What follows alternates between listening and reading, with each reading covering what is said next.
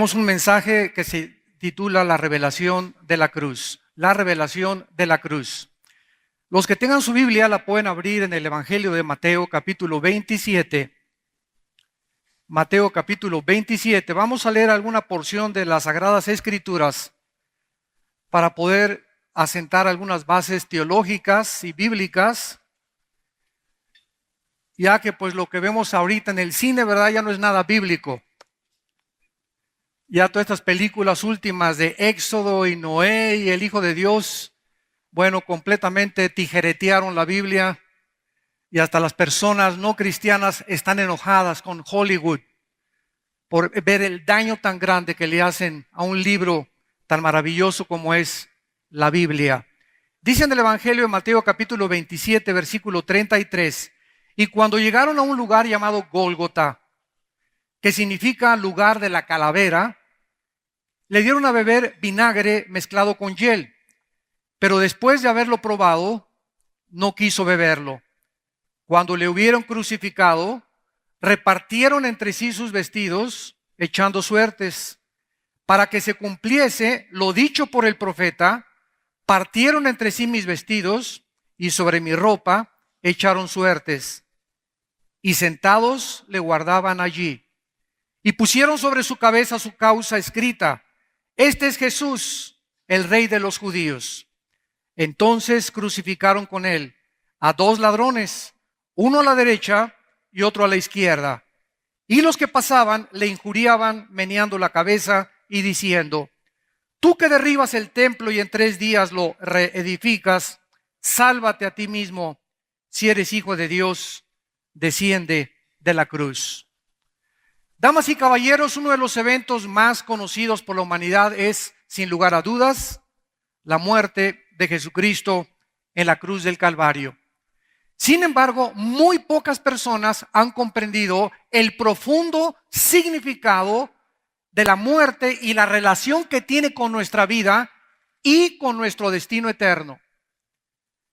Jesucristo, el Hijo de Dios, vivió una vida mansa, sencilla y humilde como carpintero. Y podríamos preguntarnos por qué escogió la profesión de carpintería.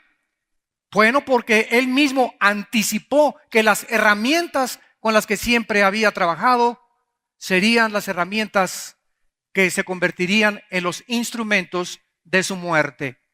Así que desde que trabajaba con su padre José en la carpintería, él estaba trabajando con las mismas herramientas, con un martillo, con un clavo, que 30 y tantos años después le iban a poner en las manos.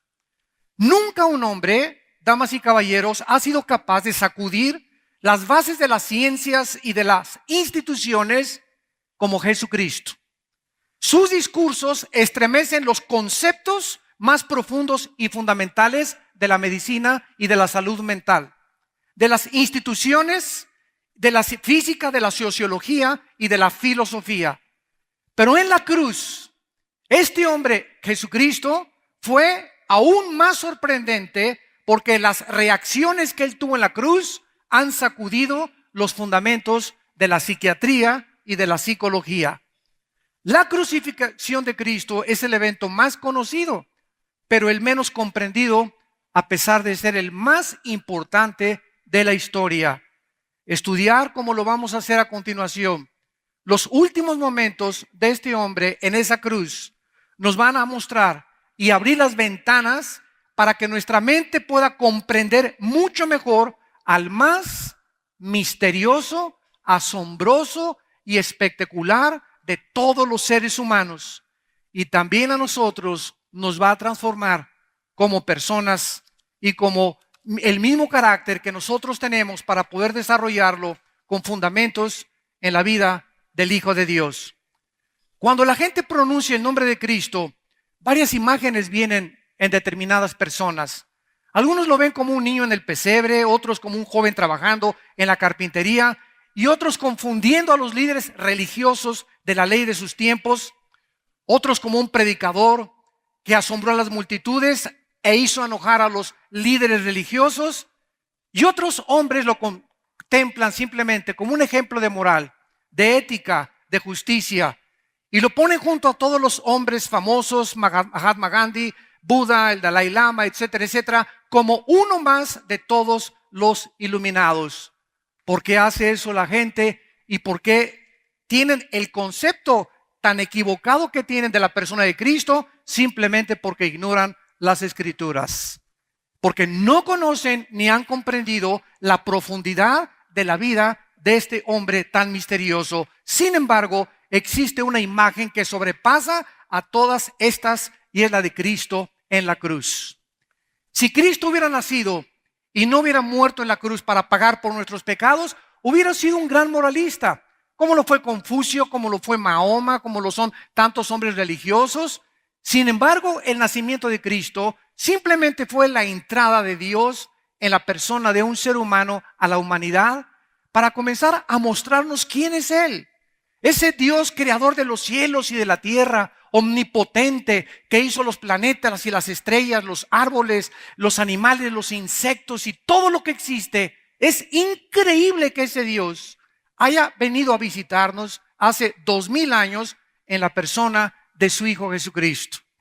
Pero a pesar de todas estas cosas terribles que Él experimentó en la cruz, no fueron los sufrimientos físicos los que le causaron el mayor dolor, porque este es el centro de nuestra conferencia. Lo que sucedió en el Monte Calvario, lo que sucedió en esa cruz fue infinitamente más profundo que su dolor físico, porque su más profunda agonía de Cristo no fue la física, ni el dolor de los clavos, ni las espinas en su cabeza, sino de carácter espiritual. La ira de su Padre, la ira de Dios cayó en la cruz sobre de Él y Él experimentó por primera vez en la eternidad la más amarga soledad de haber sido abandonado por su Padre. Fue en esa cruz donde Cristo sufrió el castigo que tú merecías y el castigo que yo merecía, donde experimentó el ridículo, la burla, la humillación más grande de toda su vida santa. Fue allí donde exclamó: Dios mío, ¿por qué me has abandonado? Notemos que en el momento que Él grita estas palabras o las exclama, no le llama a su Padre, Padre, le llama Dios. Dios mío, ¿por qué me has abandonado? Pero en el momento de expirar y en el momento de morir, le dice: Padre, en tus manos encomiendo mi espíritu. Cuando Él grita, Dios mío, ¿por qué me has abandonado?, estaba hablándole al Dios como juez. En ese momento Él estaba siendo juzgado por ti y por mí. Ya no era su Padre en ese momento. Dios tenía que actuar como juez y Él tenía que pagar lo que nosotros habíamos hecho. Pero finalmente, cuando Él pagó y nuestros pecados fueron puestos sobre su cuerpo, finalmente pudo exclamar: Padre, en tus manos encomiendo mi espíritu.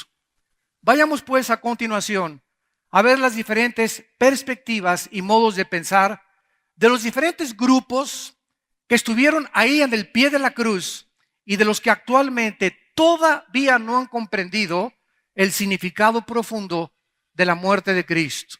Ahí lo tienen miles de familias cristianas en un crucifijo. Otros lo tienen colgado en el crucifijo. Claro que puedes tener una cruz en tu casa, no hay ningún problema, pero quítale a Cristo porque la cruz está vacía.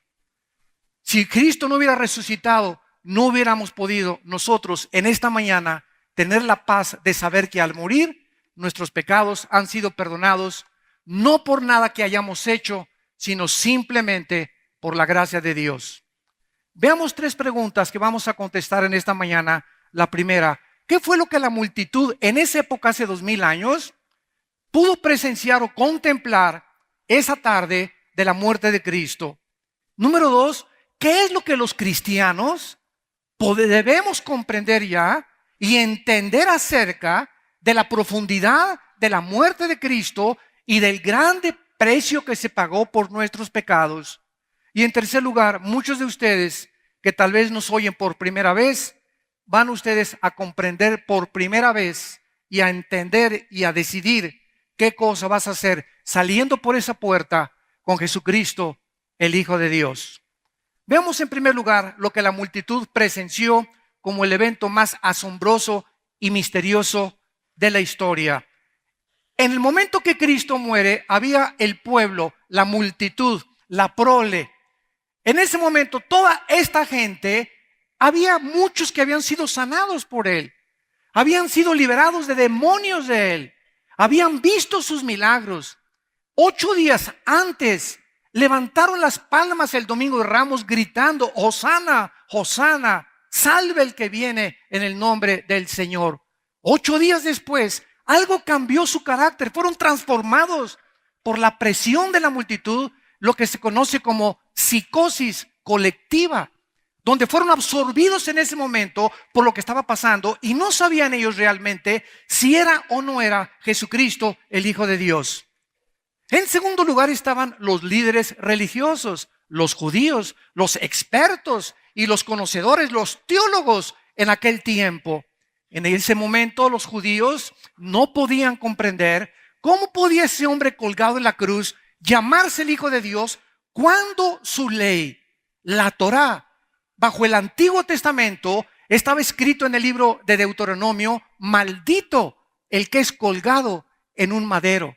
Entonces la asunción de los judíos fue: este hombre, ¿cómo puede llamarse el Hijo de Dios cuando nuestra misma ley, la ley que él dice que vino a cumplir, nos compromete a calificarlo como una maldición? Y claro que ellos estaban en lo correcto, y Cristo no violó la ley. Efectivamente, Cristo en la cruz estaba siendo hecho una maldición en tu lugar y en mi lugar. Porque maldito es, dice Gálatas capítulo 3, el que no permanezca en las obras de la ley. En otras palabras, Dios les dio los 10 mandamientos a los judíos y se los dio para demostrarles que no hay nadie, ni Abraham, ni Isaac, ni Jacob, ni Noé, ni David, ni el Papa, ni ninguna monja, ningún obispo. No existe ninguna persona en la historia que haya cumplido los 10 mandamientos. Porque si tú fallas en uno, te haces culpable de los 10. La justicia y la santidad de Dios demanda que cumplamos los 10 mandamientos. Dios demanda de nosotros perfección. Y cuando yo veo la ley como un espejo, me doy cuenta que soy incapaz de alcanzar ese estándar, esa norma que Dios demanda de nosotros. Y esta es la razón por la cual Dios dio la ley, para que viéramos su santidad, para que viéramos nuestra falta de capacidad y la inadecuidad de cumplir lo que Él nos demanda.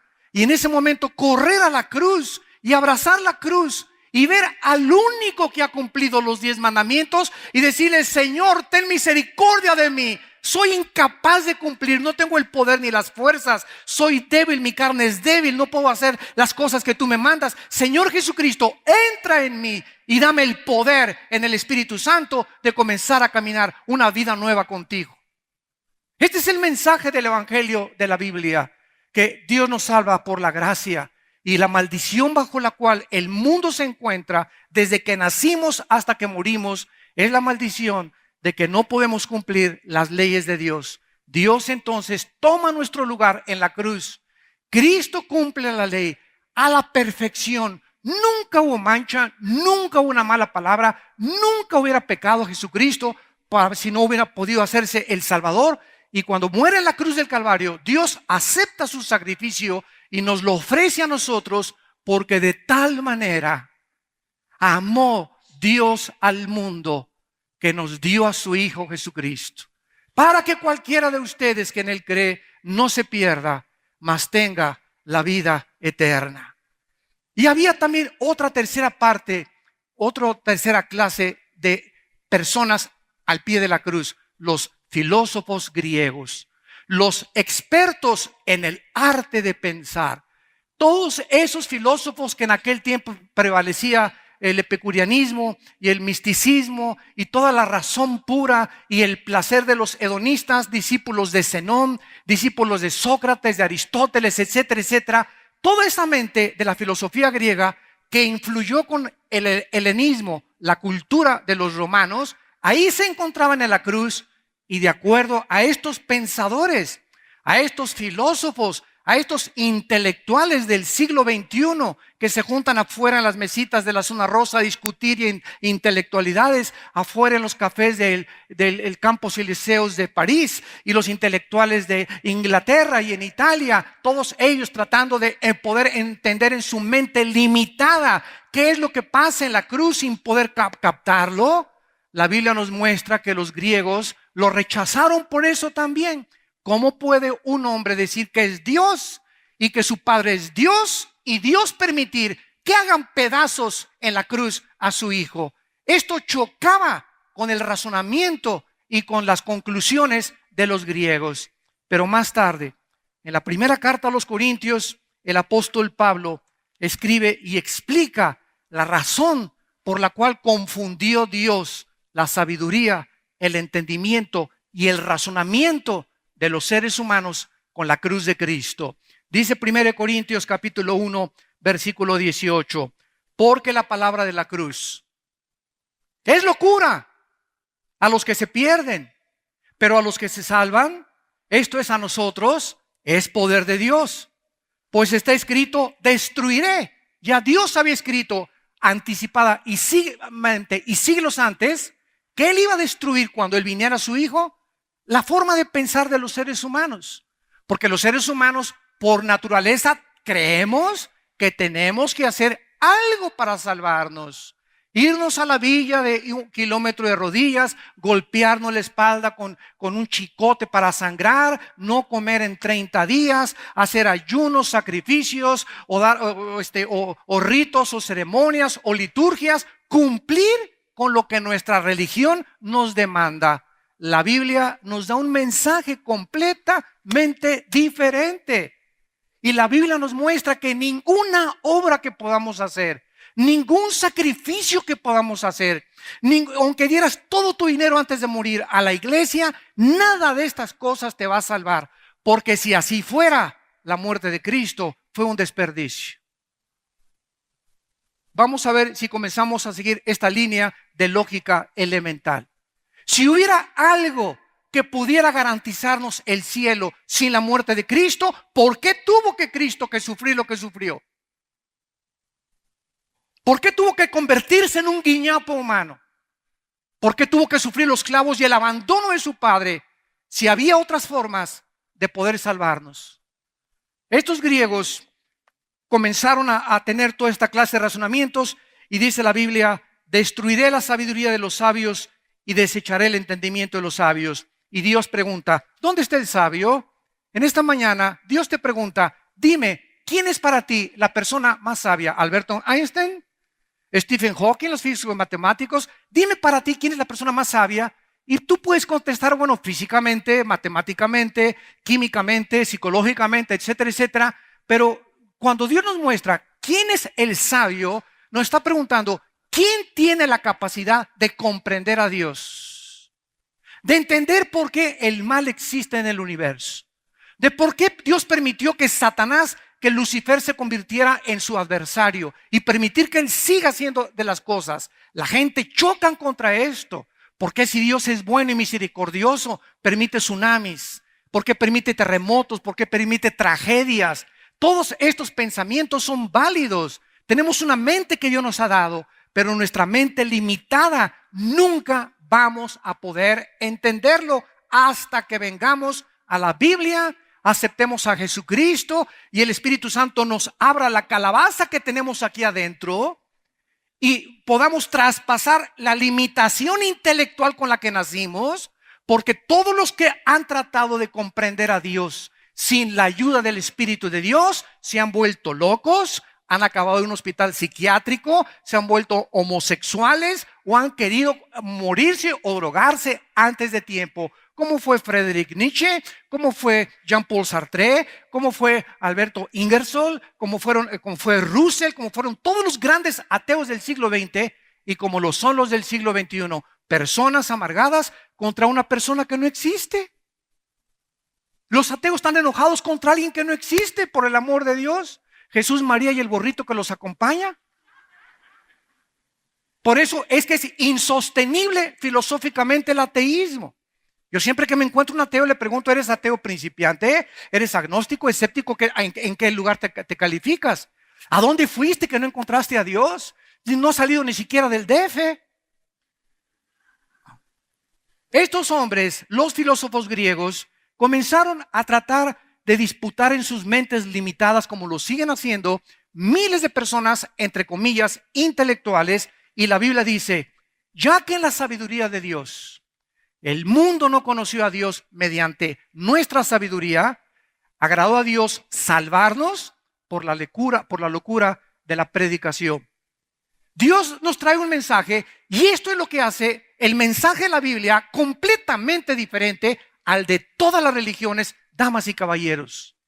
Todas las religiones, sin ninguna excepción, enseñan la salvación haciendo algo bueno, portándote bien, haciendo buenas obras, sacrificios o cumpliendo con los sacramentos o con las disposiciones, liturgias y ritos de la religión. Venimos a la Biblia y nuestra mente choca y nos dice: Dios, no tienes que hacer nada, simplemente cree lo que yo hice en tu lugar en una cruz.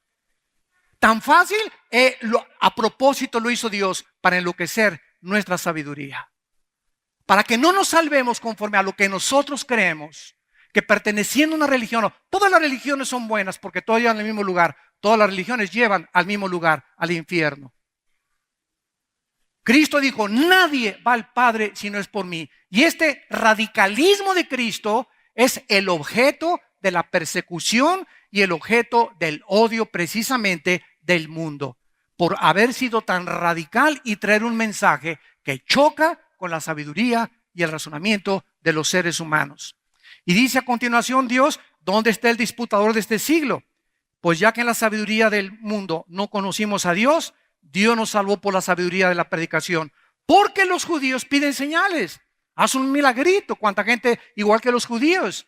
Que haga un milagro. Herodes tenía a Cristo enfrente. Hazme un milagro y a lo mejor voy a creer que tú eres realmente el Mesías. Y Cristo se negó a hacer esos milagros. ¿Por qué? Porque tampoco es la salvación a través de los milagros. Mucha gente dice: pues si yo veo ahorita a un paralítico pararse, es una obra sobrenatural y voy a creer en Dios. Mira, si tú ves a una obra como esta sobrenatural, inclusive a un muerto resucitar, hay que se pare en el velorio y que te pele los ojotes así, ¿verdad? Y que te abrace, aún estas circunstancias, lo único que van a hacer va a ser afectar tus emociones. ¿Te vas a sorprender? ¿Se paró? Dime, ¿cuántos días te va a durar esas emociones y esos sentimientos de sorpresa que te causó un milagro? 3, 4, 5 días. Pero ese milagro no cambia tu forma, la raíz y el corazón que tenemos dentro de nosotros. Dentro de nosotros dice la Biblia que hay maldad y es la raíz a la que Cristo vino a atacar, no las hojas de los árboles. Unos son borrachos y pues ya alcohólicos anónimos ya no son borrachos, pero sí son rateros. Otros son marihuanos anónimos, ya no fuman marihuana, pero siguen con odio y con amargura contra sus familiares. Y así quitamos las ramas de los árboles nada más, pero Cristo vino a tratar con la raíz que es precisamente el pecado. Dice la Biblia: porque los judíos piden señales y los griegos buscan sabiduría, pero nosotros predicamos a Cristo crucificado, para los judíos ciertamente tropezadero y para los gentiles o griegos locura, mas para los llamados judíos como griegos, Cristo poder de Dios y sabiduría de Dios. La Biblia dice que para aquellos que andan buscando milagros, que para aquellos que andan buscando sabiduría, la van a encontrar en la persona del crucificado. La más grande sabiduría de Dios se manifestó en esa cruz, como lo vamos a ver a continuación. Y en Cristo se encuentra, dice Colosenses capítulo 2, todos los secretos de la sabiduría y del conocimiento. ¿Quieres milagro? El milagro más grande es que aquel que traspasó las ventanas del mundo físico y nos permitió asomarnos al mundo espiritual cuando dijo: yo soy la resurrección y la vida y he vencido la muerte. ¿Qué otra persona ha hecho y ha dicho lo que él dijo? Nadie jamás se ha atrevido a decir esto. En 1991 el Dalai Lama le dijo al Papa Juan Pablo II que él era Dios. Yo le mandé un correo a la embajada de China, no sé si se lo mandaron, pero le pregunté: díganos cuándo va usted a morir para que creamos que usted es el Mesías. Cristo dijo: a los 3 días voy a resucitar y me van a matar exactamente el 14 de Nisan para que se cumpla el capítulo 12 del libro del Éxodo, porque estaba establecido la hora, el tiempo exacto, el mes y el año en que Cristo tenía que morir, de acuerdo al determinado propósito y anticipado conocimiento de su Padre. Es el único hombre que ha anunciado, voy a resucitar a los 3 días, y a los 3 días transformó el mundo romano, transformó a sus 12 hombres cobardes en guerreros que con el mensaje de su resurrección se aventaron al Coliseo romano para que las bestias los despedazaran, los convirtieran en antorchas humanas. ¿Y todo por qué? Porque vieron que Jesucristo había vencido la muerte. Gloria a su nombre. Alabado sea el nombre de Jesús.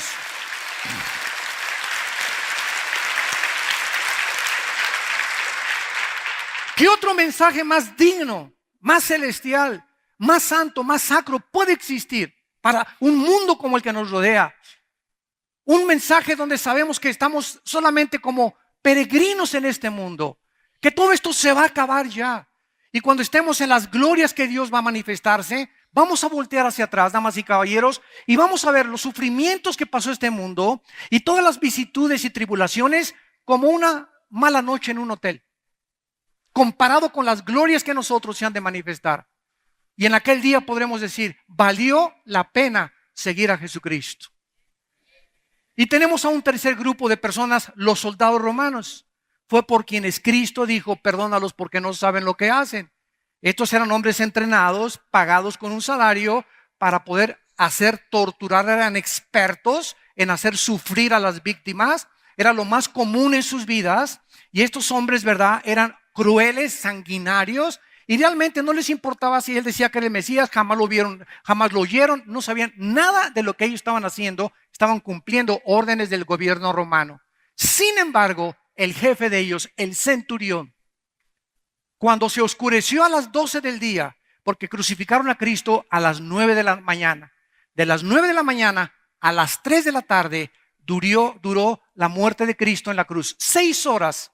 6 porque 6 en la Biblia es el número del hombre, porque en el 6º día fuimos creados de acuerdo al libro del Génesis. Entonces, él, el Hijo del Hombre, se identificaba con la raza humana al morir en el número 6, en 6 horas, para pasar al número 7, a la perfección, a un Cristo glorificado. Y vemos que este centurión, que fue el que ordenó que lo latiguearan minutos, horas antes, este centurión que le dijo, pégale más fuerte a los clavos, cuando fue levantado Cristo y comenzó a oír las palabras que este hombre pronunciaba en la cruz, sin odio, sin amargura, sin rencor, acordándose de su madre, acordándose del ladrón junto a la cruz, psicológica o psiquiátricamente. Los mismos expertos en la salud mental dicen que una persona cuando es presa del dolor más exhaustivo dentro de su corazón, o el dolor más excruciante, no tienes ni tiempo de pensar en nadie porque piensas en ti nada más. Y Cristo estaba muriendo, pero con un dolor tremendo en los clavos, todas las articulaciones nerviosas, sus huesos, las coronas de espinas. Y ahí, en este dolor, Cristo le dice a Juan, Juan, ahí está tu madre, María, ahí está tu hijo. Estableciendo la familia espiritual antes de morir, acordándose de su mamá. ¿Cuántos de ustedes, al contrario, llegan al éxito y llegan a la cumbre, como la fama, y se olvidan hasta de su mamá? Qué tristeza, ¿verdad? Y este hombre, Jesucristo, que no quiso venir a traer el éxito para el hombre conforme al mundo, sino que en el más profundo sufrimiento se acuerda de su madre, estableciendo la familia espiritual. Escucha al ladrón junto a la cruz, que le pudo haber dicho, que no me molestes ahorita, no ves lo que estoy sufriendo. Y le voltea y le dice al ladrón, hoy estarás conmigo en el paraíso. Y el centurión romano, al ver todas estas cosas, volteó hacia la cruz y dijo, este hombre verdaderamente era el Hijo de Dios. Él había visto miles de crucificados y jamás se había enfrentado con la muerte y las palabras de este hombre, la templanza, el carácter tan sublime que Jesucristo manifiesta en la cruz del Calvario. Y para otras personas, Cristo ha sido un iluminado, como ya dijimos, un revolucionario, hasta como gurú lo han tachado ya, como un simple gurú. Y esta es la razón por la cual Cristo quiere que tú, que has venido a escuchar, y los que escuchan este mensaje a través de la televisión y el internet, quiere que tú tengas otro concepto de Él. Y esta es la razón por la cual Él insistió en que sus discípulos supieran quién era Él. Cuando una vez iba caminando por el campo y les dijo a los discípulos en Mateo capítulo 16, ¿quiénes dicen los hombres? A ver, díganme, ¿qué dice la gente de mí? Y le contestaron, bueno, dicen que eres Juan el Bautista resucitado. Otros dicen que eres Elías. Otros dicen que eres un profeta. Y entonces Cristo se voltea y les pregunta a los discípulos, ¿y ustedes quiénes dicen que yo soy?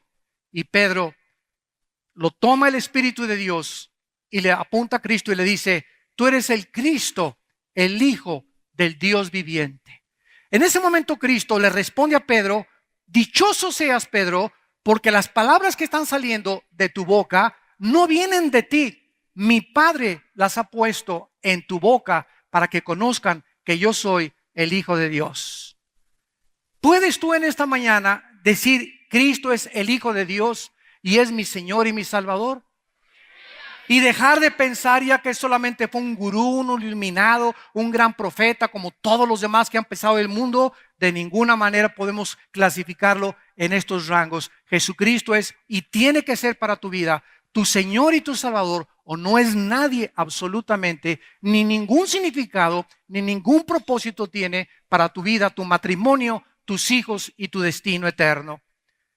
En segundo lugar, vemos nosotros que la multitud comienza a presenciar algo que es completamente diferente a todos los demás que habían sido crucificados, porque tres fenómenos sucedieron misteriosamente. Número uno, dice Mateo capítulo 27, versículo 45. Y desde la hora sexta, o sea, a las 12 del día, hubo tinieblas sobre toda la tierra hasta la hora novena, que son las 3 de la tarde. De las 9 a las 12 del día, todo fue con luz. 4 de sus palabras Cristo las expresó durante las primeras 3 horas mientras estaba colgado en la cruz del Calvario. Y las últimas 2 palabras, cuando gritó, ¿por qué me has abandonado? Y en tus manos encomiendo mi espíritu, las pronunció en las últimas 3 horas, de las 12 a las 3 de la tarde. Y vemos nosotros que la misma naturaleza manifestaba su quebranto ante la muerte de Jesucristo. Era como si el sol se hubiera rehusado a brillar ante este espectáculo y ante este escenario. Durante estas 3 horas, damas y caballeros, Dios oscureció el mundo y la vista de todos los seres humanos. Nadie pudo ver en esas 3 horas la transacción que hubo entre el cielo y la tierra. Era el secreto entre el Padre y el Hijo. En esas 3 horas el Padre y el Hijo se encontraban antes de que el Padre abandonara a su Hijo. En esas 3 horas misteriosas en las que nadie se pudo asomar, gritaban los griegos, ¿quién podría imaginarse que el autor de la vida estuviera asistiendo a la muerte de su Hijo? ¿Quién podría comprender que por primera vez en la historia un padre está contemplando que a su hijo lo están sacrificando y tiene el poder para rescatarlo y lo deja morir en manos de sanguinarios pecadores? Recordemos que aquí es cuando Cristo le dice, Dios mío, Alai, Dalai, lama sabactani, que significa, Dios mío, ¿por qué me has desamparado en hebreo? Al entregar Cristo en estas 3 horas de oscuridad, el Espíritu al Padre, abre la ventana más importante del universo. Nos abre la ventana hacia la eternidad. Nos revela que el Espíritu no es lo mismo que el cerebro, señores ateos. Y los que creen que el cerebro solamente es el resultado de reacciones químicas. Aquí nos revela Cristo que el Espíritu no es lo mismo que el cerebro, que poseemos algo más allá de lo que el mundo físico llama el metabolismo cerebral, algo que la Biblia llama el Espíritu. Y cuando Jesús le entrega el Espíritu, algo sale de él. Su cuerpo lo entierran 3 días y el Espíritu se va al Padre. Cuando tú mueras y cuando yo muramos, no importa que te cremen, no importa que acabes en la panza de un tiburón o quemado o bajo un terremoto, en un accidente de un avión, no importa lo que al cuerpo le pueda suceder, dentro de nosotros existe lo más valioso, que este libro que se llama la Biblia es el único en los billones de volúmenes de literatura que existen, el único que nos dice que somos espíritu, tenemos un alma, vivimos dentro de un cuerpo. Es el único libro que nos da el mensaje de la eternidad, que nos abre las ventanas del más allá, que nos muestra la importancia de no vivir para nosotros mismos en este mundo, sino vivir para los demás, porque ese es el secreto de la felicidad. En segundo lugar, el velo del templo se rasga. Para aquellas personas que no estén completamente estudiadas respecto a la teología cristiana, en el Antiguo Testamento había un tabernáculo que era como un rectángulo que Dios le dio a Moisés para que el pueblo de Israel se reuniera, las 12 tribus, alrededor de este tabernáculo, que era un rectángulo donde la presencia de Dios se encontraba dentro de un cuartito que se llamaba el lugar santísimo. Ahí se encontraba el arca que ahorita los judíos en Israel están esperando que aparezca para volver otra vez a repetir los sacrificios y reconstruir el templo judío. Bueno, esta arca se encontraba en este cuartito, y junto al lugar santísimo se encontraba otro cuartito, o sea, eran 2 cuartos divididos por un velo. El otro cuarto se llamaba el lugar santo y el otro lugar santísimo. Un velo dividía el lugar santo del lugar santísimo, y entonces afuera estaba el atrio o el patio, donde la gente llegaba con sus becerros, con sus chivos. Los pobres, como la Virgen María y José, que eran muy pobres, ofrecieron palomas, ofrecieron aves. Los más pobres ofrecían aves en sacrificio por sus pecados. Entonces, en el lugar santo entraban los sacerdotes, pero en el lugar santísimo, escuchen, en el lugar donde atravesaba el velo, solo el sumo sacerdote entraba una vez al año, en el día de Yom Kippur, que en hebreo significa el día de la expiación, que cae en el mes de septiembre. Y en este día el sumo sacerdote entraba con la sangre, la vertía sobre el propiciatorio, que era un cajoncito así, con un filito así para que no se cayera la sangre, y abajo del arca estaban los 10 mandamientos, la vara de Aarón y el maná que Dios mandó para alimentar a su pueblo. Estas 3 cosas se encontraban, de acuerdo a Hebreos 9, debajo del arca. Y entonces el velo impedía que los sacerdotes entraran al lugar santísimo. Nadie más que el sumo sacerdote. Cuando Cristo muere en la cruz del Calvario y el velo se rompe de arriba hacia abajo, normalmente se rompen los velos de abajo hacia arriba, pero cuando se rompe de arriba hacia abajo, implicaba que Dios estaba rompiendo el velo del templo. ¿Cuál era el mensaje que Dios mandaba? Que ahora, después de muerto Cristo, no necesitábamos más mediadores. Ya no teníamos que ir con ningún hombre para que le confesáramos nuestros pecados. No teníamos que hacer ninguna penitencia para que Dios nos perdone. Se abría el velo, se abría la entrada, tenemos acceso directo al trono de Dios. Hoy puedes hincarte en el camión, en el bus, en donde tú estés, debajo de un árbol en Chapultepec, en tu casa, junto a tu cama, y cuando te hincas y oras, se abren las puertas de los cielos y los 3 cielos, y Dios te está escuchando. El trono de la misericordia y de la gracia de Dios se abre a los pecadores de Cristo a nuestros días. Él es el único, dice 1 Timoteo capítulo 2, el único mediador entre Dios y los hombres, porque en ningún otro hay salvación, porque no hay otro nombre que Dios nos haya dado para ser salvos más que en el nombre de Jesucristo. Y dice el libro de Hebreos: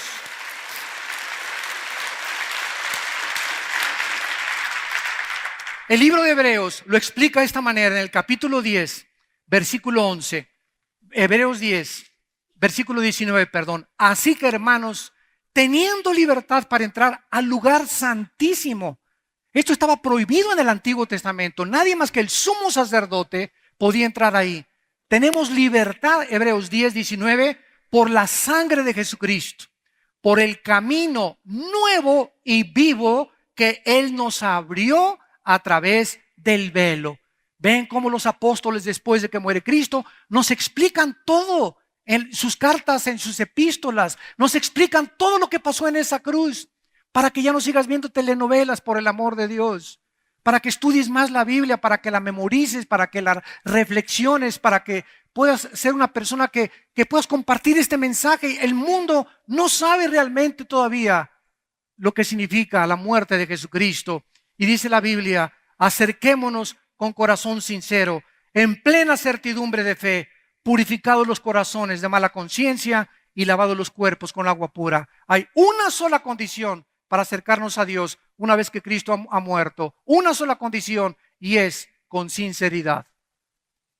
Cuando caigas para orar delante de Dios, analiza tu corazón, porque Él conoce los secretos más íntimos de nuestra vida interior. Y es ridículo, absurdo, que alguien quiera acercarse a Dios sin confesar sus pecados, sin limpiar primero la suciedad que traes. Porque si tú no te limpias esa suciedad, si escondemos nuestros pecados, no puedes prosperar. El que confiesa sus pecados prosperará y alcanzará misericordia.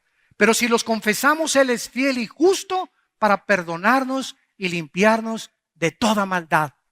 Pero no vengas con hipocresía delante de Dios y decirle: Señor, sana a mi esposa, o te pido que me sanes y mañana me van a operar. Y hermano, le pido que ore por mi abuelita. Dile a tu abuelita que se convierta primero. Llévale primero la salvación. A Dios no le interesa tanto la sanidad del cuerpo como la sanidad del pecado. Que podamos entender eso. Cuando somos libres del pecado y sanados del pecado, Él nos sanó con sus llagas, dice Isaías 53, y se refiere a la enfermedad del pecado y no del cuerpo. La del cuerpo vendrá hasta la resurrección. Mientras viene la resurrección, seguiremos enfermándonos todos. Y todos los cristianos podemos tener cualquier enfermedad también. ¿Por qué? Porque estamos en un cuerpo corruptible que todos los días está siendo consumido por la ley física de la entropía. Y esto fue precisamente lo que sucedió en el Calvario, que el velo se rompe y finalmente se abrieron los sepulcros. Dice Mateo capítulo 27, versículo 51 al 53. Y se abrieron los sepulcros. Y muchos cuerpos de santos que habían dormido se levantaron. Y saliendo de los sepulcros, después de la resurrección de Él, vinieron a la santa ciudad y aparecieron a muchos. El centurión y los que estaban con él, guardando a Jesús, visto el terremoto y las cosas que habían sido hechas, tuvieron en gran manera temor y dijeron: verdaderamente, este era el Hijo de Dios. Después de que Jesucristo muere, comienzan a abrirse las tumbas de algunas personas que habían muerto para que se cumpliese la fiesta de Dios en el Antiguo Testamento, que se llamó la fiesta de los primeros frutos. Esta gente que resucitó junto con Cristo se llaman los primeros frutos y son la garantía de lo que Cristo dijo en el capítulo 5 de Juan antes de morir. Cristo dijo en el versículo 28: no se maravillen, porque vendrá la hora cuando todos los que están en los sepulcros oirán su voz, y los que hicieron lo bueno saldrán a resurrección de vida, mas los que hicieron lo malo a resurrección de condenación. Damas y caballeros, está establecido que muramos una sola vez. No hay reencarnación, no hay purgatorio, no hay limbo, no hay transmigración de las almas. Todas estas son filosofías, hipótesis, especulaciones de hombres. La Biblia nos asegura que después de la muerte no hay más que dos lugares: el cielo o el infierno. Tomando en cuenta esto que Cristo dijo, qué importante es que tú hagas en esta mañana esta decisión por el Hijo de Dios, porque ninguno de nosotros sabemos si mañana amanecemos. Ninguno sabemos si ahorita saliendo aquí a 2 cuadras perdemos la vida. Ninguno sabe si mañana o a esta hora estaremos vivos, menos el año que entra. La Biblia dice: cuando oigas su voz, no te endurezcas, porque hoy es el día de tu decisión, hoy es el día de tu salvación.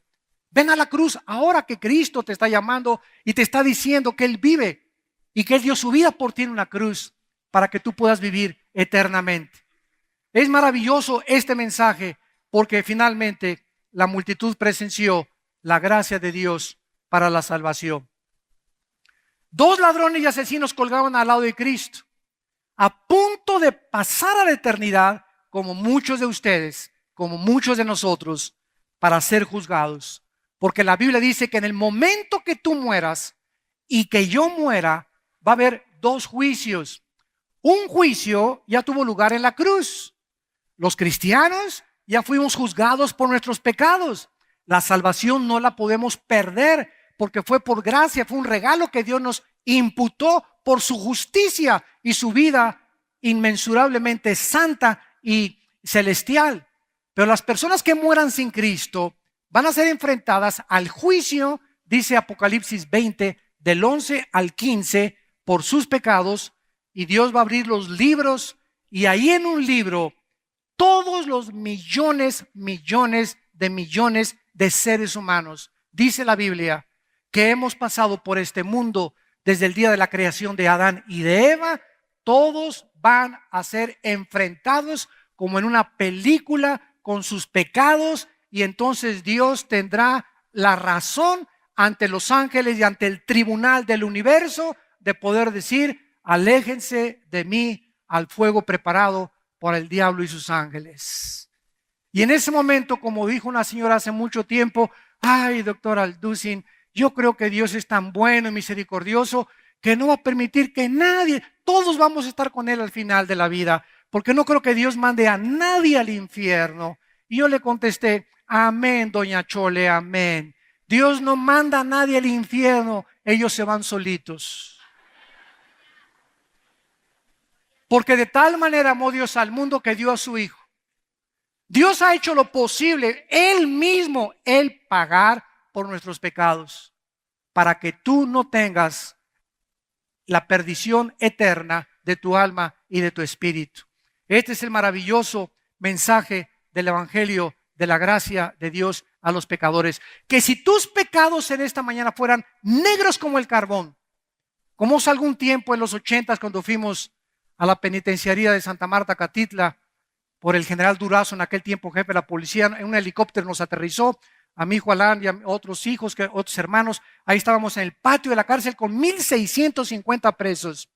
Y recuerdo que un preso se acercó a mí y me dijo: señor Alducin, yo he matado a 28 personas, un muchacho de 30 años de edad, 28 personas. ¿Usted cree, me dijo, usted cree que yo a los 14 años era gatillero y era guardaespaldas de un político en Veracruz, donde la vida no vale nada? Me dijo.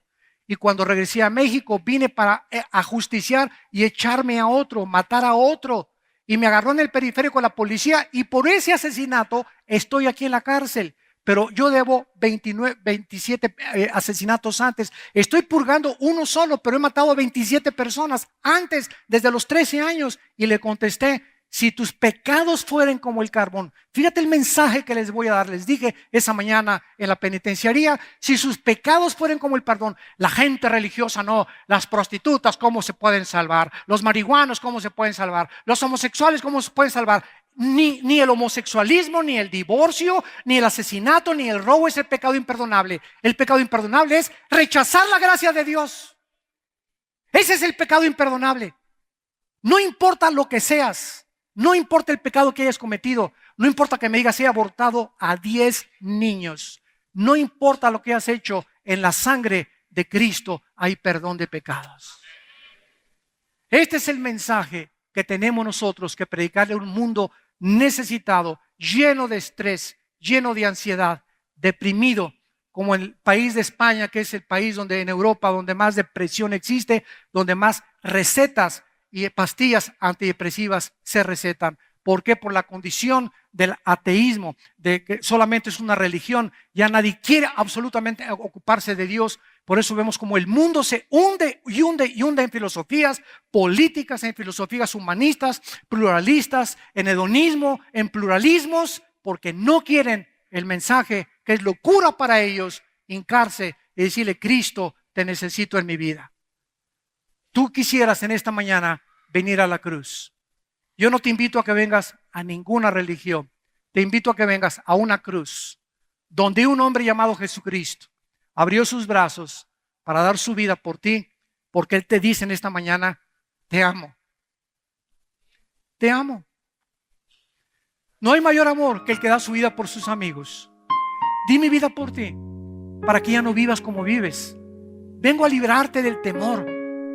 Vengo a darte una paz que sobrepasa tu entendimiento, una paz que no has conocido y que no conocerás hasta que no vengas a mí. Una paz que solamente puede provenir de mí, y después de mi resurrección prometerte que reinarás juntamente conmigo por toda la eternidad. Este es el mensaje glorioso que el mundo necesita y que necesitamos proclamar a los cuatro vientos. Jesucristo es el Hijo de Dios, es el Salvador del mundo, el Mesías prometido, el único camino, la verdad y la vida. Las personas en esta mañana que quieran hacer esta decisión para invitar a Jesucristo, ahí desde tu lugar, te pido que inclines tu cabeza. Inclinen su cabeza ahí desde sus lugares, los que gusten, y dile estas palabras con todo tu corazón. Señor mío y Dios mío, gracias por permitirme oír este mensaje a través de la Biblia, donde me dices que me amas, que diste tu vida por mí, que te sacrificaste en mi lugar, que esos clavos que te pusieron en las manos, esa corona de espinas en tu cabeza y esos clavos en tus pies, eran simplemente decirme lo que el pecado hace en mi vida. Tú fuiste convertido en un guiñapo humano en la cruz. No te reconocía nadie en esa cruz. Y eso es lo que el pecado hace. Nos convierte en monstruos. Ya después nadie nos reconoce porque nos deshumanizamos por este pecado. Que creo que en esa cruz tú pagaste por él. Creo que en esa cruz, Señor Jesucristo, con tu sangre me limpias de todas mis maldades. Creo que a los 3 días resucitaste de los muertos, que venciste la tumba para traerme el mensaje de la esperanza de la eternidad. Que si pongo mi fe en ti en esta mañana y te entrego mi corazón, tú me prometes, porque tú no puedes mentir, porque eres Dios, que viviré contigo y reinaré contigo por toda la eternidad. Me arrepiento de mis pecados, de toda mi vida pasada, y te pido que me transformes en una persona nueva,